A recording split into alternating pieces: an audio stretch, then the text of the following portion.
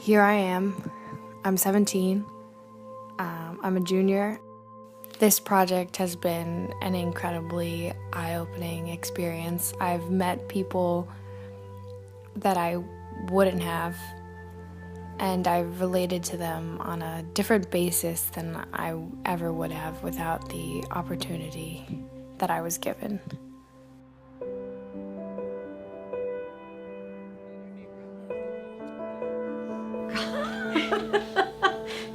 Hi, I'm Marilyn McKiernan. I'm the co-chair for Friends for Vets Charity. I'm a Basking Ridge resident and a mother of 4. They had an appreciation luncheon for all the volunteers. So I went along and that was where I met Wendell Knight. And the important thing, the really significant thing that I came away with was what a different approach, what a different organization this was because of what they were doing here that none of the other veteran organizations that I could have gotten involved with are doing. And that was their unique approach in the therapeutic process of gainful employment. Here at MTI Integrated Business Development, we have been committed to the fact that one's recovery from disabilities is greatly enhanced by having the opportunity to have a real job, having the opportunity to have a check that they can spend to pay for the things to afford them the ability to take care of themselves. Hi, my name is Jim Purcell. You spell that P-U-R-C-E-L-L. My real first name is James, but everybody calls me Jim. I'm a peer support specialist, and essentially I help veterans who have dependence issues come back into the job market. A lot of my veterans left the military several years ago. In some cases, they're Vietnam veterans. In some cases, they're Gulf War I veterans. The situations that some of our vets are in are very difficult. Their life situations can be very challenging, and to see that in some cases reminds me of a time when I wasn't dealing with my problems so much either. At the same time, it evokes my empathy because it took a lot of people with a great deal of heart to reach out to me and really bring me back from some very hard times, so I try to go along and do that for other people. My name is Efrain Mercado. I'm a supervisor of peer support coaches at the VA Lyons campus working for MTI Jobs to Vets program. I got involved with the Jobs to Vets program because we work with other veterans who have substance use issues, mental health issues, or homelessness issues, and I myself found myself with substance use issues a few years back. So I'm able to be in a position that I can help other veterans overcome some of those obstacles. It sort of became a journey for me to think about, as a citizen, how I wanted to give back and how, as citizen, we serve our community. And I learned about these wars and stuff in high school and in college. We had talked about it, but it never really had been applied to my life till this experience at 31 years of age. The community has been very receptive, very accepting, and very, very great in actually providing services for the veterans.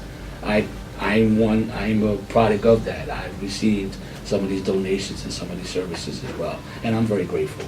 I think what also happens is you see it on TV and you hear about it, but it's thousands of miles away, these wars, and it's hard to see what the real impact is because it is sort of sheltered on a campus in, Lyons, New Jersey, and we constantly hear like, oh, I didn't know you could go on the campus, I didn't know you could be a part of these vets or work with them, and then when you're given that opportunity, it's eye-opening what's going on and the amount of services that are being provided through groups like MTI. I grew up during the Vietnam War. I was a child during the Vietnam War. I was in high school. I was a junior in high school. And our military people that came home were not welcomed as heroes. They were rather scorned and shamed. And they came home battered and bruised, and where we should have received them with welcome arms to care for them in a compassionate way, we didn't. So I think that's always been a part of me, and that's always been something I always needed to rectify in my in my own heart. It was awesome to feel his hug. It was a welcome home hug. I didn't get a welcome home hug until after 41 years. When these men and women are fighting abroad, that they are fighting for us, and it's here, we're there, our interests are there. So I think that we as Americans really have to become much more involved in how we make them feel when they're being transitioned and coming back home. I think that we think it's somebody else's business. I think that we think that the federal government is doing all as it can, and I would say that the federal government may say that they are doing all they can, but I'm here to tell you that there's so much we as American citizens can do to make our men and women feel more safe, more comfortable. Maybe on certain occasions, invite a vet to your home for dinner. Get to learn who they are, what they're about. We can make such a difference if we choose today to light that flame within us and do something for a veteran, whether it's giving them a hug, buying them a cup of coffee, stopping by the greenhouse, and we can welcome them home. And we can serve them in the way they served us. We want to encourage the youth to be aware, really just be aware of the sacrifices and what they have and what they should be thankful for, and not miss it. We need each and every one of you, from young people like yourselves here at Ridge High to your parents, your grandparents, to chip in and to be resourceful around the needs of our military veterans. We owe them so much. We owe them to be American.